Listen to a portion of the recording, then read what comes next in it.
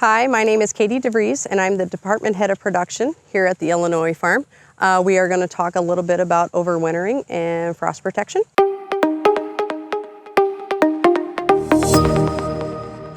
When we go to consolidate plants in October, what we do is we found out it's better to have them consolidated into a single bed instead of two beds inside the same house. Typically our beds are about 10 foot wide, and we leave a 5-foot gap on one side and a 3-foot gap on the other. Part of that is to protect from the sides of the house in the cold. And then it also creates less edge effect because with having them as one mass, they're also insulating themselves. So it's again, helping maintain some more of those temperatures. In addition to utilizing the fabric, we also use what's a small hoop inside the actual hoop house. The reasons for that is sometimes we're using it for two different things. We either don't want the fabric to directly sit on top of the plants depending on what it is. And in another aspect, we're trying to protect the tips of the plants because sometimes the fabric will actually burn the plant material. We are constantly assessing what it's doing in those houses. That begins fairly early on, but we're really starting to watch that more through the winter time and into the early spring.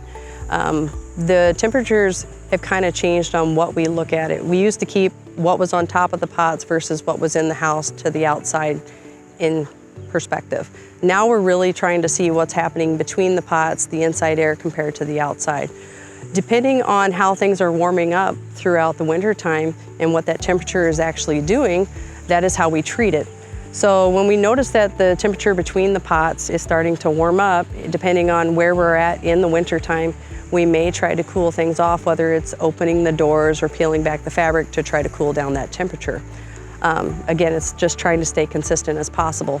As you start to see that you're not able to maintain that through manipulating, whether it's through fabric, through the doors, then that's when we start to look at venting. When we need to vent, a lot of times, depending on the plant material that it is, we possibly are starting to vent one side of the house or two. So sometimes your early risers are going to initially get vented on both sides, whereas some of your stuff that you're trying to protect a little bit longer might start with just the east side. From there, when we get to a point where we can't maintain the temperatures with what we are doing, we got to start looking at poly removal. And then we start assessing again based off of the priority of the plant and how it's responding and waking up. With that, poly removal usually typically starts the beginning of March. Most of the time it is done by the end of March, but again, depending on the season, like this year, we are done by the middle of March. So it's really on how is it plant material responding, what the temperatures are looking like inside and outside of the house, and how can we maintain it. With poly removal, we like to also add that usually we're reusing that poly by sending Minnesota what they need to help assist with their overwintering practices. In addition to that, what they may not need is also then recycled. The 1x1s that are stripped off of the actual houses, we try to reuse as many of those as possible, along with the straps that are also enforcing the house through the winter. Spacing can sometimes start as soon as uncovering is happening. Again, it's assessed on what works and how we can protect it in the springtime.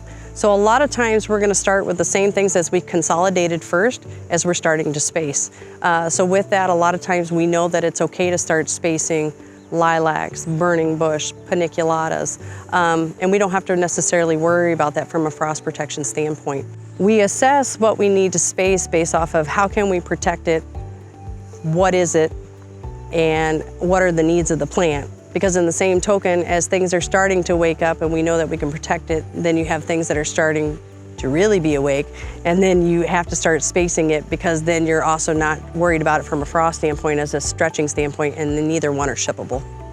From an overwintering standpoint, everything of what we know is through continuous monitoring, but also through trial and error. With that, we are just constantly trying to find different ways to improve the processes that we are doing. So thanks for watching, and I guess let me know if you have any questions.